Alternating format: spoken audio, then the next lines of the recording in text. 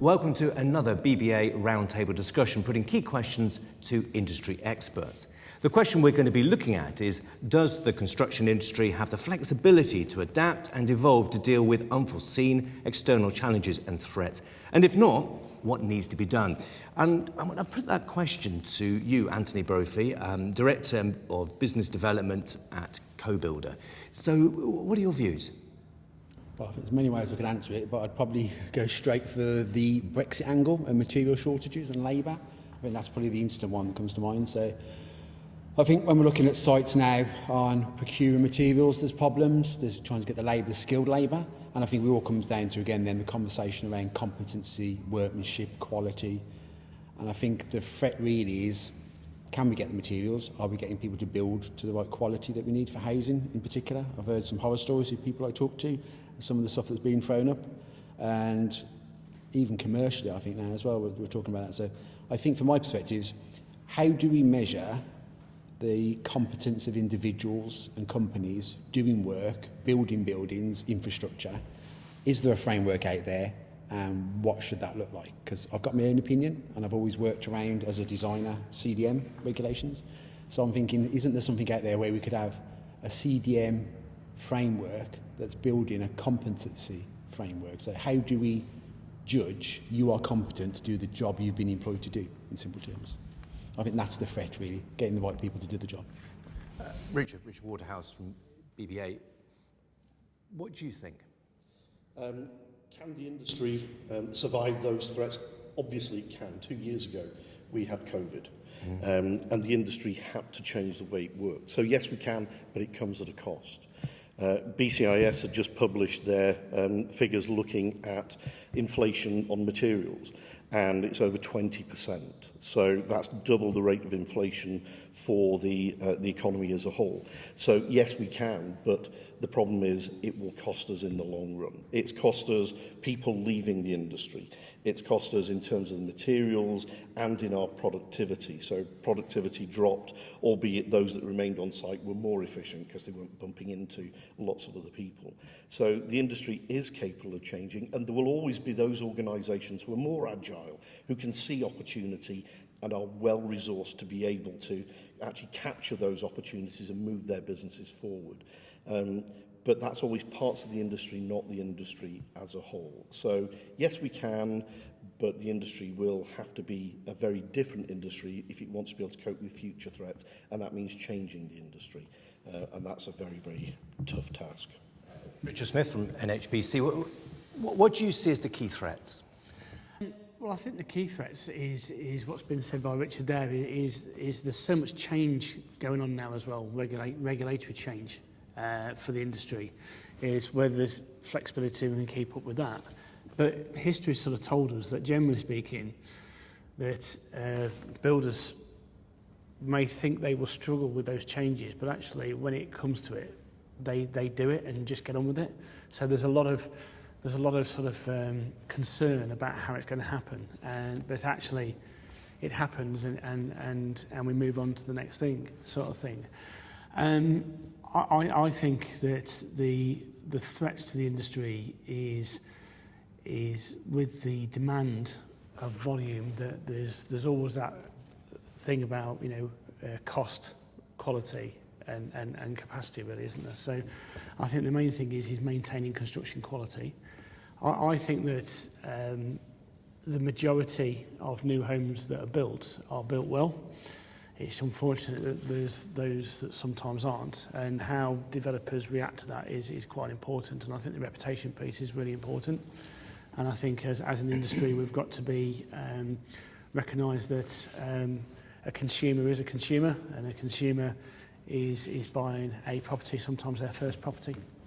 But I think that actually from a new build point of view, the opportunity now of buying a new home to future home standards, but a property being so different to what's currently built, I think is actually quite a unique selling point for new housing in particular. So very interesting, and I want to pick up on that point about agility and how we are seen as an industry. So Emma Wiles, you from BBA, but you've seen other industries where you've worked. How does the construction industry compare in terms of its agility and its ability to be able to face up to any threats? I think it's a crucial point for the construction industry at the moment, and I think that the fragmentation makes it difficult. I think from an outsider view, there is the ability to make a change, but it is very much about driving focus and uniting as a sector to make sure that the approach is clear for everyone to get on board and make a change, rather than trying to do lots of different things separately. And I think that looking at that and relating it to rail, again, rail, fragmented, lots of different challenges, lots of people at different points thinking that different things are the focus. But because of the pandemic, they're in a situation where they're having to unite the focus and together jointly say, these are the things we're going to do and this is what we're going to change, to make sure that the sector could go together. And I think that the togetherness and the is the key in making the industry adapt and change where it needs to change. Without that, it makes it very difficult, and you've got a lot of people trying to do different things at the same time and not going anywhere. Sure. David Johnson from D-Gauge, Technical Director. Do we have the flexibility? Are we able to adapt readily? I think we've certainly demonstrated, as has been pointed out, we've demonstrated how we adapted to an unknown threat when COVID appeared. We have, as a country, as a profession, survived it. Yes, there's been wounded along the way, but we've nevertheless adapted as a result of that. But I think we've got to differentiate between unknown threats and known threats. And I think there's quite a few things, as people have spoken around the table, which we know about are threats to the, shall we say, the future of virtually any industry in construction, engineering, whatever it is. And I think one of the biggest ones that we all know about is things like the boom and bust cycle that we go through, where suddenly there's a purge on building something and making something happen, and the next minute the purse strings are pulled, and it's largely relates to political cycles. And if we look in, for example, the rail industry, probably the most successful projects we've seen are ones that have actually been outside of the government turmoil cycle. So we actually have to look and say, how do we manage those? And actually, are the people representing us doing the right thing, in the sense that if a government wishes to see, for example, growth in housing stock, is the way it behaves in terms of supporting that industry correct? And should it be that we need to address some of those threats actually upwards rather than downwards? That we need to actually make sure that we've got the right people who are able to campaign on our behalf to make sure that we don't see the boom and bust cycles, which are very destructive for any industry. In rail industry, for example, the cost of electrification is twice what it should be, simply because we don't have a continuous programme. And I think the same applies in most industries. And I think that's really where I'd be keen to see us putting effort into. Hardy, if I can come to you next, Hardy Giesler from BBA. In your role, looking at the whole industry, what could we do better? How can we be more flexible? How can we be more agile? How can we defend against these cycles in our industry? So maybe a couple of points. Just picking up on Emma's point, pulling together. I think over the last few years we've had a bit of a perfect storm. We've had COVID, we've had significant supply chain issues, inflation. We've also had the impact of Brexit. Construction's probably been hit harder than many other industries as far as labour supply is concerned. So when it comes to good firefight, I think we're pretty good. I think we pulled it off. Coming back to Jason's point, the industry, though, it needs leadership and it lacks leadership. I don't think I've seen an industry that looks to government to the extent that construction does. Why do we look to government for leadership? Why do we not have our own leadership? CLC, very strong in some areas, in other areas, it is not stood up in the way that it maybe could have done. And I think that's what we need to work on, is how do we pull together under some very, very strong leadership that can give us the way forward. Craig Smith, sitting in Guilds. From your point of view, in your part of the industry, how adaptable are we? How are we able to adapt to the unforeseen threats and opportunities?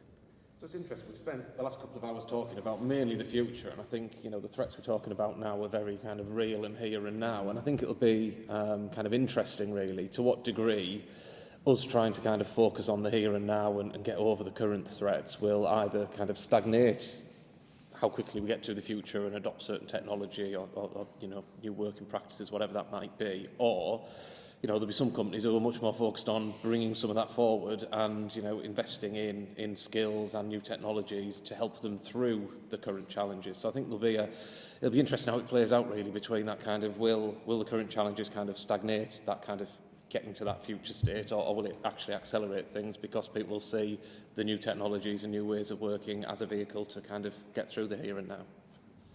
What advice would you give to people watching and listening today in terms of how can we build in some more robustness? So I think for me, start small, give things a go. It needs sponsorship from the top, but I do think, you know, give things a go, try things, learn from it, fail fast. I mean, some of that's kind of easy to say, but I think actually, you know, trying things out, seeing how it works, and either abandoning it or building on it is kind of the way to kind of get through it when some of this is quite unknown as well. Colin Johnson from D-Gage, as Managing Director, from a pure business perspective, you know, how much of an issue is this? Well, I think failing fast is as you say, it's a powerful phrase, but difficult to implement. I think it's embracing the failures and learning from the failures and not actually treating them as failures, as learning points. That's really powerful. And encouraging those more junior within the organisation to take ownership over some of those maybe new and innovative thinkings is really powerful. It strengthens the threat, which I think we've pointed out, labour shortage and skill shortage, which are both now and in the future. It's about people, and it's about how we get more people into our industry as quickly as possible. And I think that you can combine the two of failing fast and ownership, and to try to attract just more people and more diverse makeup into our environment. Adam Turk from Siderise. What are your views? It's a really interesting one because I think we talk a lot about the challenges of having a fragmented industry, lots of SMEs, but actually in this situation it's probably a benefit because they learn to survive. So they will more agile, more able to adapt to changing economic situations. I do think the point picking up on from earlier is this cyclical sort of environment that we have does cause us issues where we go from famine to feast and back to famine again in terms of the construction cycles, and actually getting some consistency in output would really assist the industry to be stable. And I think beyond that, I think the fragmented nature of the industry allows us to be flexible as we need to be. Jason, I'd like to come back to you, Jason Curitan from Insolfix. From your point of view, what does all of this look like, do you think, for the people working on the ground? In terms of, you know, we're talking about this boom and bust and these different cycles in construction. What are the issues for those on the ground?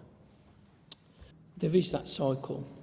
We haven't had a bust cycle for quite a bit, and I think the people on site are probably thinking this year, next year, there may be some kind of turn on the downward side.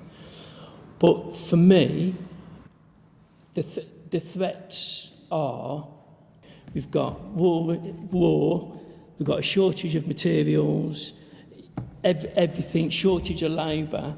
If this isn't a crisis that the construction industry isn't in, what is a crisis going to look like? So what can we do to be more adaptable, to be able to flex, you know, and face those threats? I think all these government targets, if we're going to build this many houses, that many houses, is all got to go. We've got to be realistic. I think the quality of the housing at the minute is poor. The build quality of the housing at the minute is very poor because of these targets that we've got to try and meet, which aren't achievable realistically. And I think we've all got to get together and be more realistic, open and honest about what we can achieve and what we're going to achieve, rather than these fictitious numbers that are bounded about to make numbers look good. We need to be open and honest with everything, and it just isn't there at the minute.